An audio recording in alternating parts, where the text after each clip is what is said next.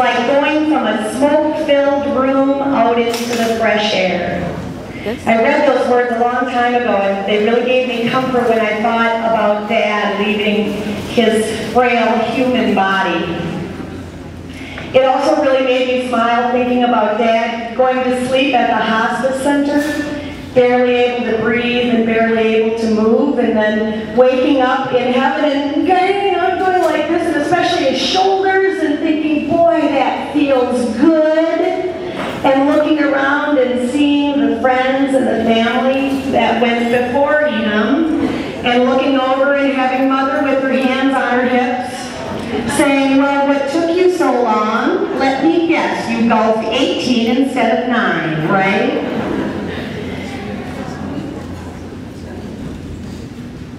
For many months, Dad had been ready to go home. Sometimes home meant Eden, and sometimes home meant heaven. He often said he just wanted to be Frank Flood again. He prayed to go. He talked to Mom about it. He bargained with God. He even admonished Father Joe and called him and said, I'll give you 2 days, and if you can't help me die, I'll find a priest who can. I think that was Father Carl. Dad was a consummate problem solver. Most of you knew Dad really well, and I hope you remember him as we do, his family. We put these together. We remember him as a hard worker. Dad loved his job, and he loved knowing all of his customers. As kids, we were accustomed to having Dad get called away from family events to fix somebody's furnace or deliver fuel oil to make sure other families stayed warm. He'd loan our car out if a family got stranded when their car broke down and they had to wait a day or two for parts from Blakely's. And it was not unusual for him to accept a quarter beef or chickens in payment for a bill, much to Mother's chagrin. We all loved riding in the truck with him. We'd stop in the small towns and at the farms, and he'd get us apples or aged cheddar cheese or those little bottles of Coke, because it always took him so long because he had to talk to every customer. Dad really regretted not spending more time with the family when we were young, but like many of you and many of his generation, he showed his love for us by his doing for us much more than his words. We remember Dad as a man of faith and conviction. Whether it was marching for civil rights with Pat Flood in Milwaukee in the 60s, or advocating for gun control even though he was a hunter, or living his Catholic faith, you never had to wonder where Dad stood. Believe me, we may not always have agreed on things, but it made for a very interesting dinner conversation. He loved to tell the story about delivering communion to one of the nursing homes when he was almost 90, and he was getting ready to leave and he couldn't remember which parking lot his car was in, so he was kind of going from door to door with his coat and hat on, and the nurses wanted to keep him there because they thought he was a resident trying to escape. Communion was very important to Dad, and we want to thank Jim and Helen and all of the sisters at the hospice center for making sure that he had communion every week. Dad loved sports and he loved the outdoors. We grew up eating venison, rabbit, quail, anything Dad could shoot out in the back 40 or in the woods around Eden or from his truck. Really, he kept a shotgun in his truck. Dad hunted well into his 80s, often using his muzzle loader, and I think we all convinced him to stop when we knew that he started using his loaded gun as a crutch. He loved swimming, he loved basketball, he loved fishing and golfing, and even shooting pool. We still have his pool cue back home. He was quite competitive. He used to jingle coins in his pocket when the other guy was getting ready to putt.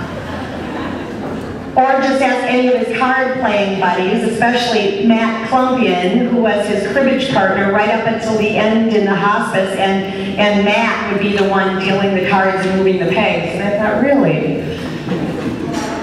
Dad was more than anything, a loving and caring, and when we were younger, often stern family man.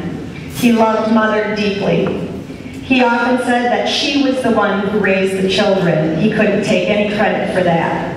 When Mom was ill and we wondered if Dad could care for her at home anymore, his response was, she took care of me for the first 50 years, I can take care of her for the next 50 years. He was devoted to his brother George and to his sister Mary and to all of the children and the grandchildren, and loved his great-grandchildren, even when we often drove him crazy. All 9 of us were at Scuds the other night, I have to tell you. And we all went behind the bar and had a picture of all 9 floods that I think they're going to frame and put up. And we just laughed and said Dad would have loved it and he would have hated it. So, in his honor. He loved it when we gathered for family parties, but I think he loved it even more when we all went home. And finally, we all remember Dad as a teller of tales and a keeper of the history of Eden and its residents. When we were younger, we groaned when we heard the story for the 4th or the 5th or the 10th time. Dad most enjoyed stories that had a twist or a moral or were just plain funny. But as we got older and as Dad got older, we became much more tolerant of those stories. We realize now that those stories are our stories and that history is our history. So we thank you all. We thank you for being here today to honor our father. We thank you for being his friend, because he cherished every single one of you. Thank you. And now, we have a couple of mics, and I have my nephew Josiah is going to help. Joe, come on up. If any of you have a memory to share, well, Joe is coming up. I'm going to share one because Sister Michaela needed to leave. And Sister Michaela had a dream last week. About Mom, about our mother. And she said it was so clear, it was just as if she was talking to her sister. Mother was her sister. It was just as if she was talking to her. And she said, oh, Frank's so ready to go. Florence, he's so ready to go. Call him home. He needs to go home. And Mom said, I'm going to make him wait.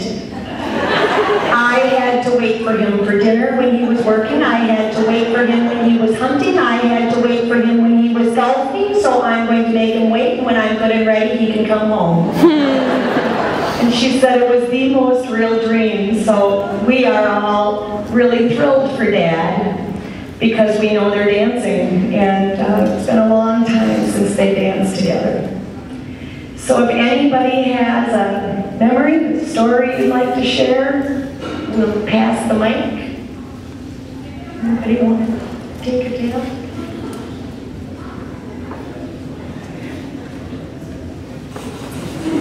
I have a little story about my neighbor, Mr. Flood. One day I was in Fond du Lac and I had clothes hanging on the clothesline. And I come home here, my clothes was gone. And I thought, oh boy, I didn't think they steal in Eden. So I went to the house, and long before the door came somebody knocking, and I thought, wow, Mr. Flood, what can I do for you? And he said, oh, I took your clothes off the line, it's in the basket in my garage. And so I thought that was very sweet. It reminded me of Germany. It didn't remind me of Irish. I thought he was more German.